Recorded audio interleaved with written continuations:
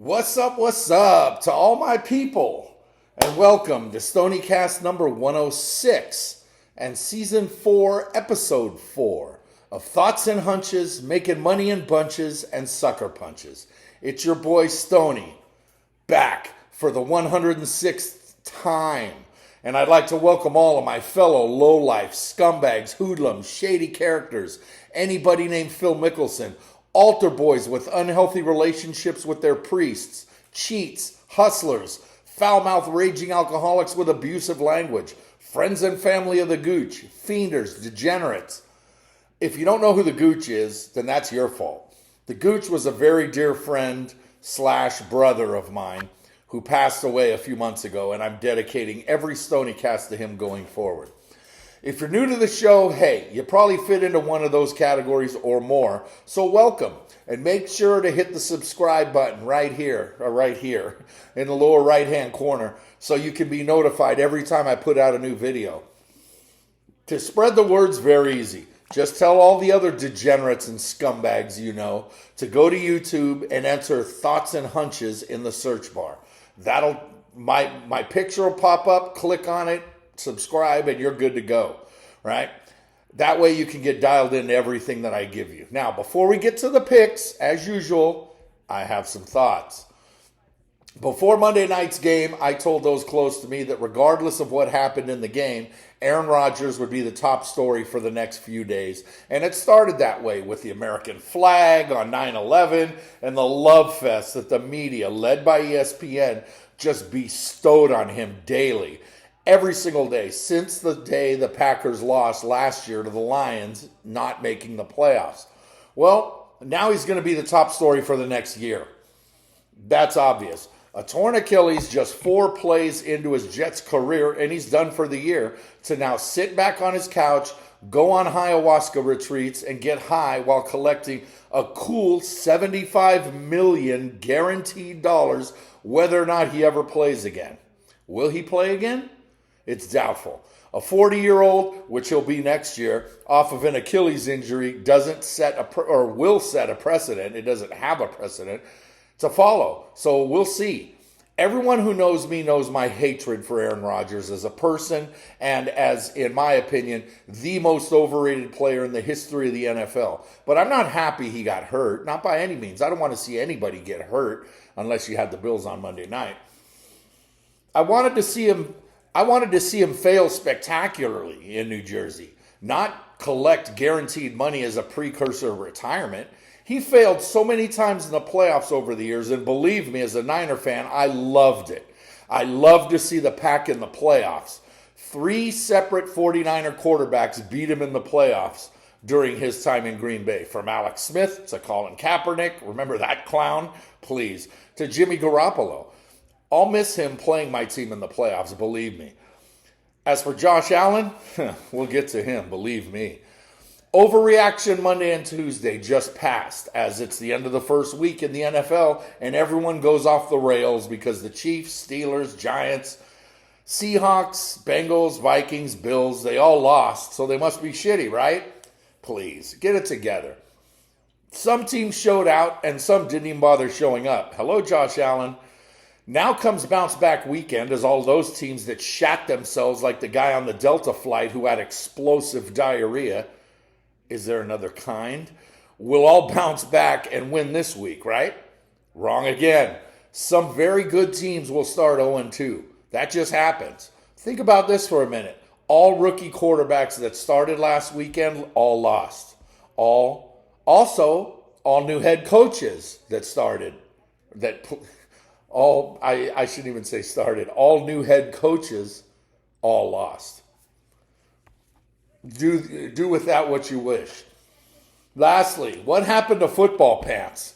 That's my question. I played football. Yes, it was in high school, but knee pads were a required part of the uniform.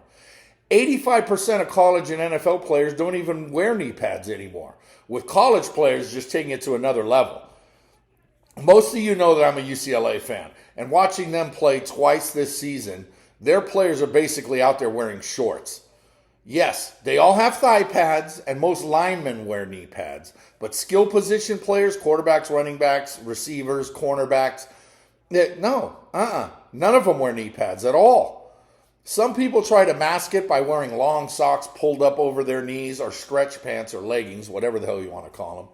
I'm just confused. And I don't understand how football players can be allowed to wear shorts with their knees unprotected.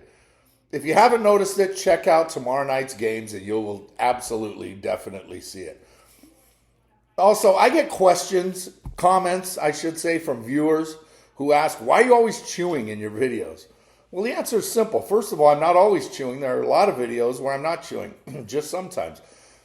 My chew schedule is very regimented, and it depends on when I record my videos as to whether or not I have a fatty in the lip. Answered. Last week was a true roller coaster for me. After hitting the Lions on Thursday Night Football, I immediately started losing college football games at a pretty rapid rate.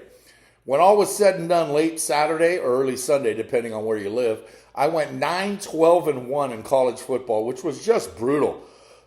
Even the push was a gift. That was Utah's last-minute backdoor push after losing for 47 minutes. That's my worst college football week in 5 years. Now, if you played the degenerate special in the way that it's supposed to be played, then you did okay, because USC tap danced all over Stanford to close out the night. Right? The degenerate special is designed for you, that one last game on the board on Saturday night, to make up all your losses or double your winnings. That's what the degenerate special is supposed to do. Right? So it's very simple. The good news is that if that's the worst week that I have this season, then we're going to be just fine. Speaking of just fine, boy, did I ever change your fortunes on Sunday. 10-4 on Sunday in the NFL. And sure, I can complain about bad beats, but I was also on the receiving end of some fortuitous beats too. And while I just talked about overreacting, I'm going to overreact here for 1 second. Josh Allen's the worst quarterback in the NFL. Hot take. Terrible. The guy's just awful. After dominating the Aaron Rodgers-less Jets, that was bound to happen. For 3.5 quarters, he personally handed Monday night's game to the Jets after turning the ball over 4 times with a 10-point lead. Screw the Bills and Josh Allen going forward this year. I've had enough of that clown. Here are the numbers from last week. Overall, 20-17 and 1 push. 54.05%. It's a winning week. It's not our best, but it's a winning week. So overall now for the season, NCAA football, 31 wins, 27 losses, 1 push. That's 53.45%. The goal is 58. We'll get there, believe me. NFL, how about 11-5? Yeah, 11-5, 68.75%, basically made our week. So overall, every pick I've given you so far on all 3 of my videos so far, 42 wins, 32 losses, 1 push, 56.76%. We'll take it. We want 58, 59. That's always what we shoot for. But for now, we're just a fraction under 57, so we'll take it. You're welcome, by the way. Please remember that all of these picks are 100% free. I'm not a tout. For all of those touts that give you 75 to 80% winners, come on. We all know you're full of shit. Plus, you're charging for these picks. I'm not a tout. I don't charge for these picks. With me, just come to YouTube every week, and I'll give you the freebies. You can also follow me on X at Stony Woods. That's STONIE Woods. Ready? Let's go. Tomorrow night, 7:30 Eastern on ESPN. About 3 hours west of here at the Liberty Bowl, Memphis is a 14.5-point home favorite over Navy. Memphis is 2-0 after wins over 2 of the worst college teams in the nation. And while their level of competition goes up here, Navy exactly isn't a world beater. The Middies are 1-1 and will try to slow down the pace against the Tigers. Not going to happen. Give me Memphis and lay the big number. Also tomorrow night at 8:15 on Amazon in Stoniecast, the Eagles are 7-point home chalk over the Vikings. Philly almost blew a 16-0 lead to New England on Sunday, and now they're home against a Viking squad that shat all over themselves in a home loss to Baker freaking Mayfield, of all people, on Sunday. 7's a big number. Too big. I'll dance with the Vikes here and take the big number as the road dog. Friday night, there's 3 college football matchups starting at 7 Eastern on Fox Sports 1 in College Park, as Maryland is a 2-touchdown favorite over Virginia. Maryland's not very good, though they're 2-0, and Virginia's just flat out awful. Big number with a low total means take the dog. Yeah, it's tough to take UVA right now, but give me the 14 because Maryland just ain't all that. 7 Eastern on Friday night on ESPN at the Alamo Dome. Texas San Antonio's an 8.5-point home chalk over Army.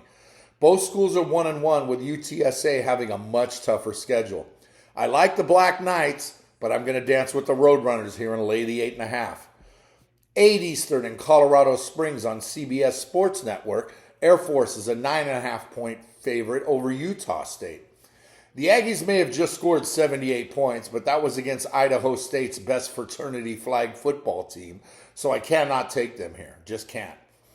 The Falcons didn't look good last week in their win over Sam Houston State's women's volleyball team, but I like the Academy here minus the points, so that way you don't think that I don't like our service academies and bet against all 3 of them in 2 days. Nope, no way. Not going to happen.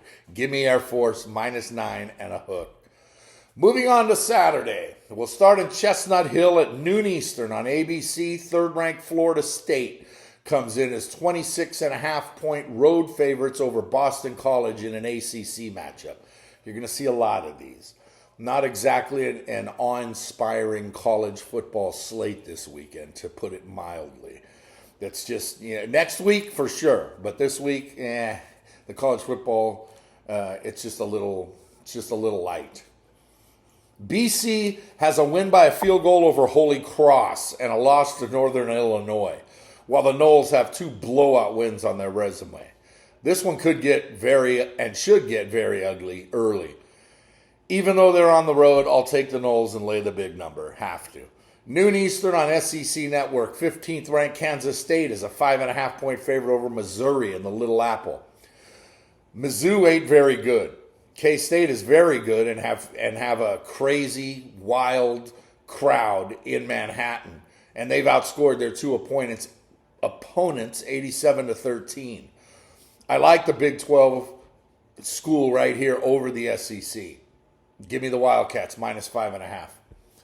Noon Eastern on Big Fox in Champaign. It's number 7 Penn State as 14.5-point road chalk over Illinois. The Fighting Illini have looked bad twice in their 1-1 start, while Penn State has absolutely crushed 2 opponents at home. The reason I like Illinois here is that Penn State is a different team away from Beaver Stadium, and the Illini are better than they've shown.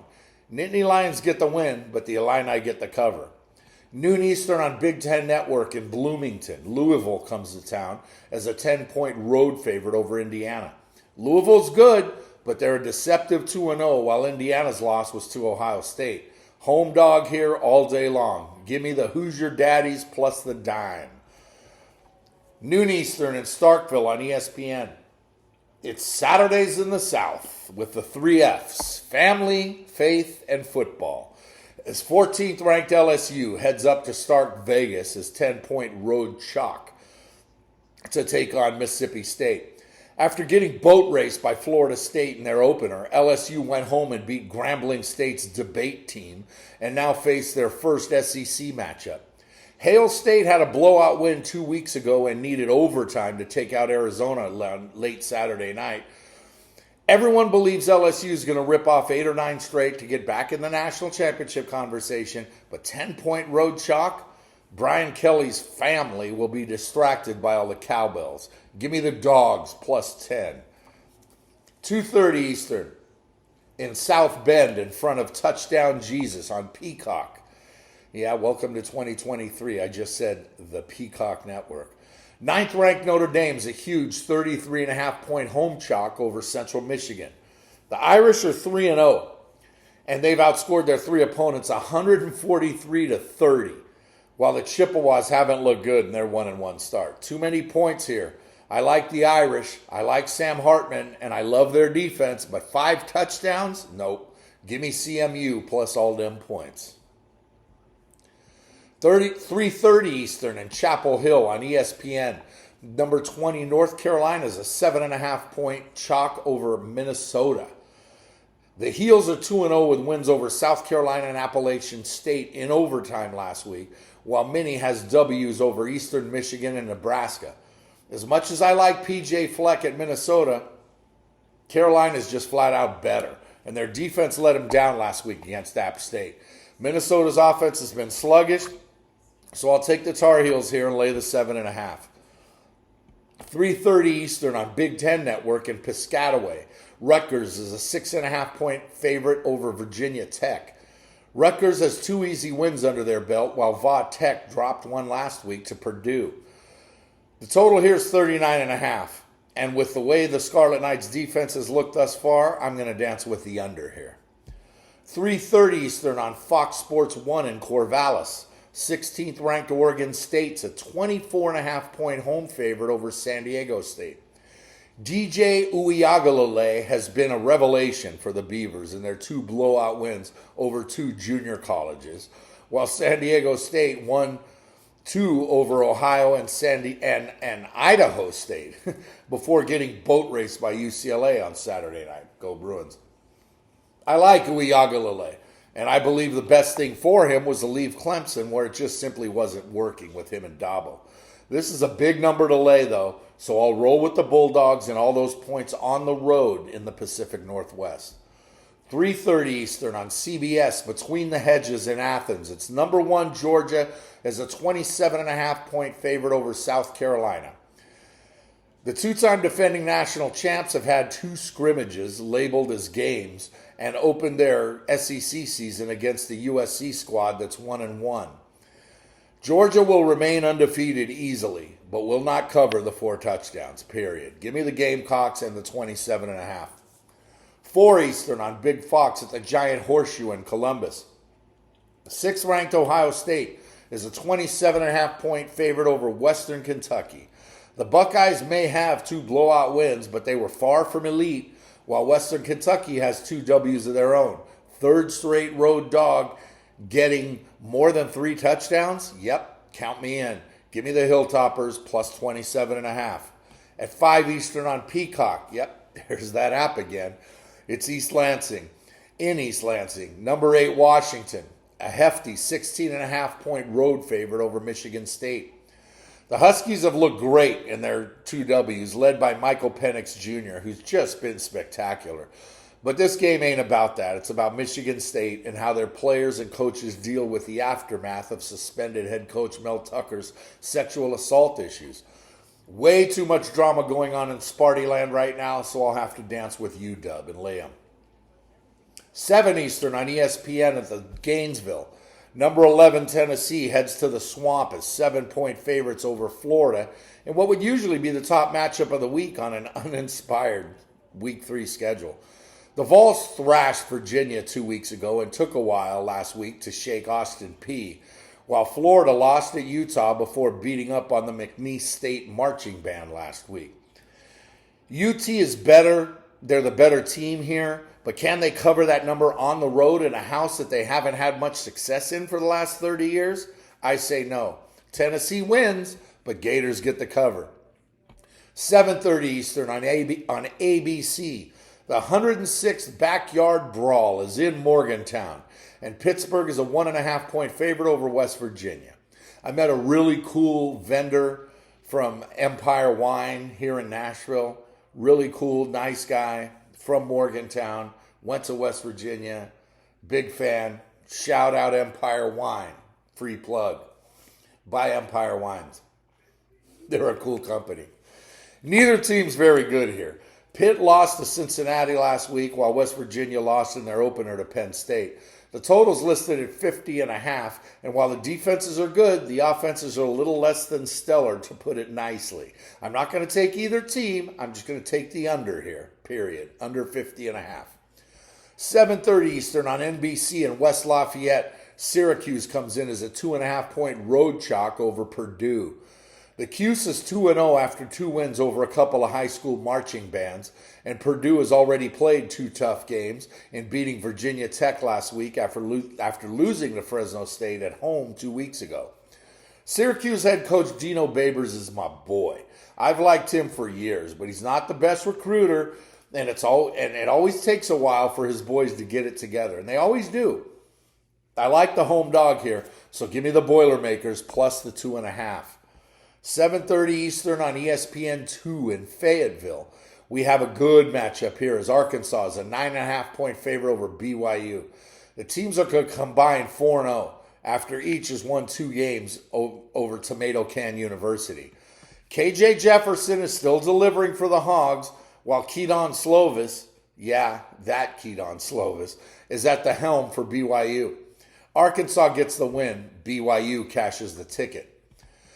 7:30 Eastern on SEC Network in Oxford. 17th ranked Ole Miss is a 17.5-point favorite over Georgia Tech. The Yellow Jackets aren't nearly as terrible as they've been in recent years, but can they get it done in the Grove against the red-hot Rebel squad that is clicking right now? Plus, Lane Kiffin has no conscience about running up the score. Rebels early and often under the lights at the Grove. 8 p.m. Eastern on Big Fox in H-Town. TCU's a 7.5-point road favorite over Houston.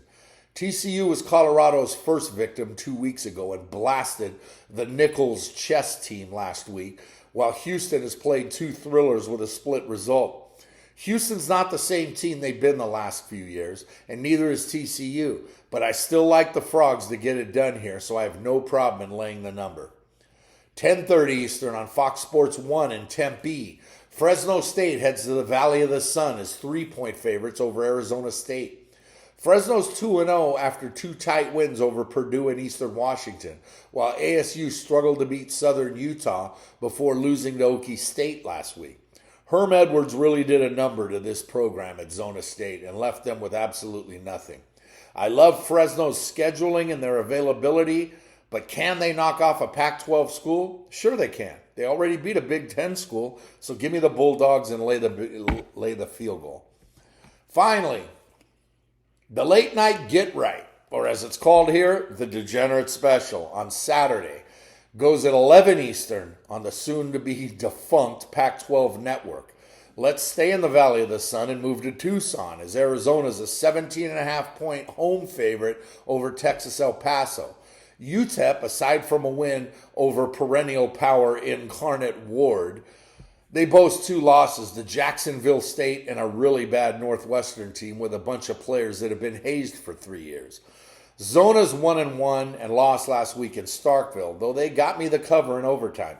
Jaden DeLora is the truth, and as the second straight week I'm mentioning his name in a video, he's very underrated quarterback for the Wildcats. He'll have his way with the Miners as the Cats cover easily to close out our Saturday night.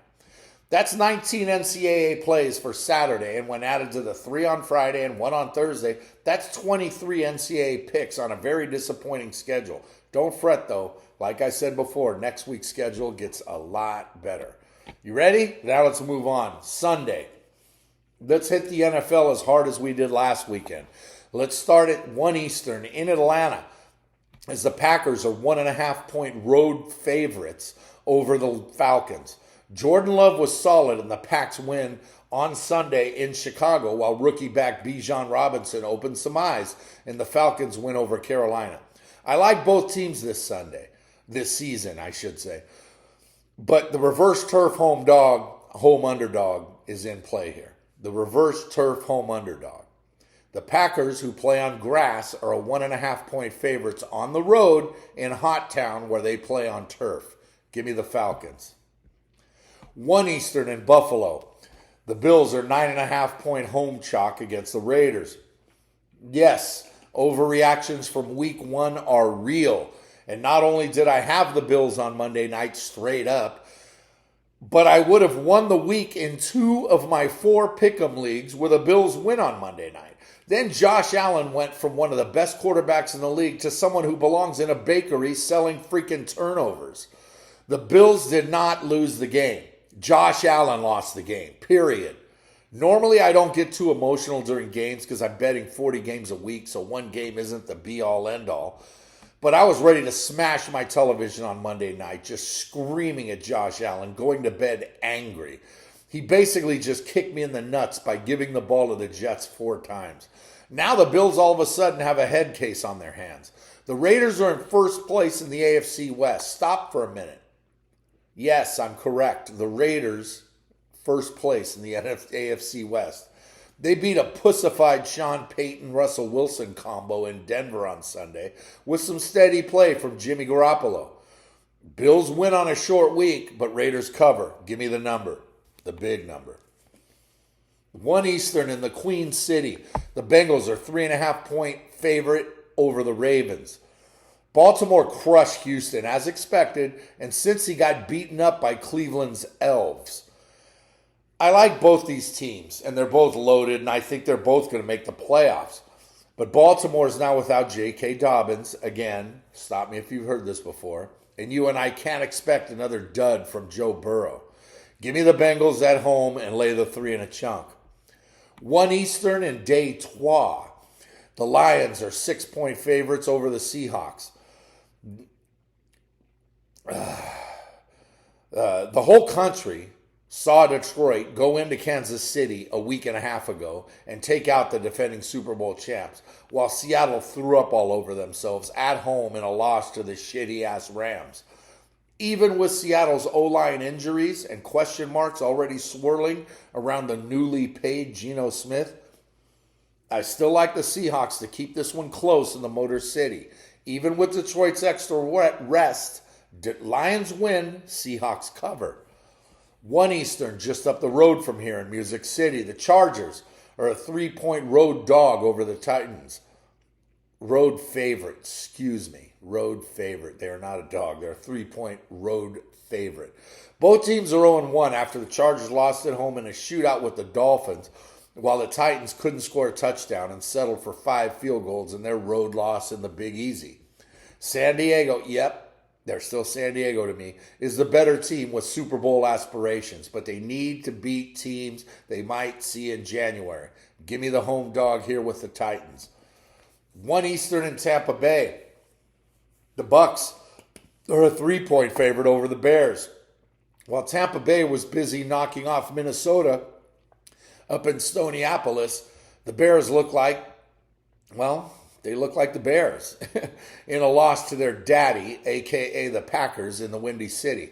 Justin Fields needs to improve, and will, while Baker Mayfield isn't nearly as good as he showed in the second half last week, so he'll naturally regress. Give me the Bears and the points as I ponder a money line play here. Yeah, that's real. That's in play. But for now, give me the Bears plus the 3.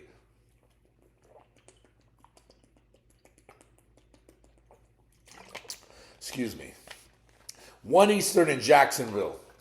The Chiefs are a 3-point road favorite over the Jaguars. Side note, for the love of God, please stop it saying Jaguars. They're not the Jaguars. They're the Jaguars. The defending champion Chiefs get extra rest. Travis Kelce and Chris Jones, which they didn't have in their opening loss to Detroit. Duval County took care of their business in a road win at the Colts. The Chiefs get right this week, right? Wrong. I like the Jags at home in the heat to get the cover in what I see as one of the best matchups of the week.